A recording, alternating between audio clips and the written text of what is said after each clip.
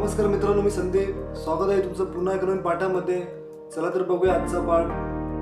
मित्रांनो, आज आपण बालभारती मराठी पुस्तकातील इयत्ता 4थीतील सांकव हा पाठ बघणार आहोत. आवडल्यास लाईक नक्की करा मित्रांनो. कृपया चॅनल सबस्क्राईब नक्की करा मित्रांनो. सबस्क्राईब बटन आपल्यासाठी मोफत आहे, पण आमच्यासाठी खूप गरजेचं आहे मित्रांनो. सबस्क्राईब नक्की करा. चला तर पाठाला सुरुवात करूया. सुलभाची परीक्षा नुकतीच संपली होती. आपल्या आईबरोबर ती आजोळी कोकणात आली होती. आजोळी येऊन सुलभाला 2-3 दिवस झाले होते. दूरवर पसरलेला समुद्र, आंब्याच्या, नारळी, सुपारीच्या बागा, लालसर दगडांची घरे, लालबुंद माती, हे सर्व बघून ती चकित झाली.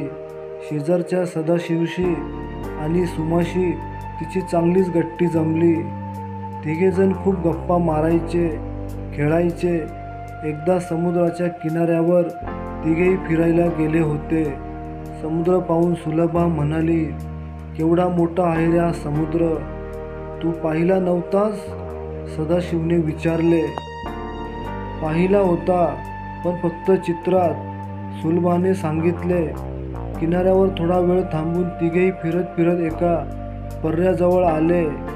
खळखळ आवाज करणाऱ्या पर्ऱ्यात ती खूप नाचली. तिथे सदाशिवचे 2 मित्र त्यांना भेटले. पर्रा ओलांडण्यासाठी लाकडाचा अरुंद पूल होता.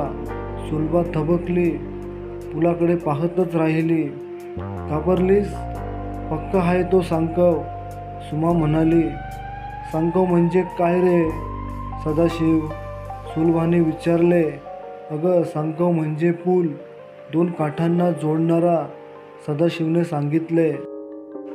सांकव सांकव, सुलभाने शब्द मनात घोळवला. मुले सांकवावरून पलीकडे गेली. सर्वांबरोबर सुलभाही बिचकत बिचकत सांकवावरून गेली. सभोवतालच्या दाट झाडीतून येणारे पक्ष्यांचे आवाज सुलभाला नवीन होते. आम्ही हे नेहमीच पुस्तकात बघतो, चित्रात बघतो, सगळं तसंच आहे सदाशिव.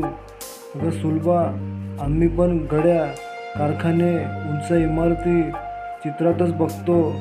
मुलांना भूक लागली. सर्व मुले झाडाखाली बसली. सदाशिवने नाचणीची भाकरी आणि चटणी आणली होती. मित्रांनी भात, माशांचे कालवण आणले होते. सुलभाच्या डब्यात पोळी भाजी होती. नाचणीची भाकरी सुलभाने प्रथमच खाल्ली. तिला ती खूपच आवडली. मुले परत निघाली. परतीच्या वाटेवर गप्पा रंगात आल्या. सुलभाने आपल्या शहरी जीवनातल्या कितीतरी गमती सांगितल्या. ती शाळेला दुमजली बसमधून जाते. हे ऐकून तर मुलांना खूप आश्चर्य वाटले. आमच्याकडे शहरात इमारतीच इमारती असतात, 5 मजली, 10 मजली. सुलभा म्हणाली.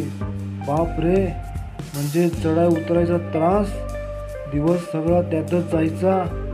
नाही रे, वरच्या मजल्यांवर जायला विजेचा पाळणा असतो, त्याला उद्वाह किंवा इंग्रजीत लिफ्ट म्हणतात. आपण फक्त उभं राहायचं, बटन दाबलं की पाळणा आपोआप वर जातो. पायऱ्या बिऱ्या चढायच्या नाहीत. सुलभाच्या घराभोवती झाडे नाहीत. हे ऐकून सदाशिवला नवल वाटले.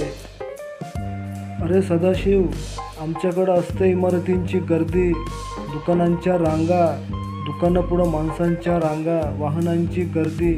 आम्हाला घरातच खेळावं लागतं. कधी कधी आम्ही बागेत जातो.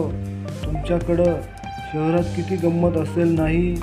आपण असं करूया, मी कशी या सुट्टीत आजोळी आले कोकणात, तसं तुम्ही आमच्याकडे या शहरातल्या गमती जमती मी तुम्हाला दाखवीन. माझी शाळाही दाखवीन. मी पण आईला विचारून ठेवतो. सदाशिवचा मित्र म्हणाला. आम्ही शहर बघितलं नाही, शहराकडं आलो नाही. तू खेडेगाव बघितलं नव्हतंस. आता आपण नेहमी एकमेकांच्या गावाला जायचं बरं का. सांकव या शब्दाचा नावाचा अर्थ मुलांना समजत होता.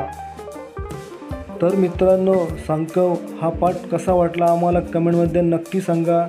पाठ आवडल्यास लाईक नक्की करा मित्रांनो. कृपया चॅनल सबस्क्राईब नक्की करा. सबस्क्राईब बटन आपल्यासाठी मोफत आहे, पण आमच्यासाठी खूप गरजेचं आहे मित्रांनो. कृपया चॅनल सबस्क्राईब नक्की करा. चला तर भेटूया पुढच्या व्हिडिओमध्ये. तोपर्यंत आपले खूप खूप धन्यवाद.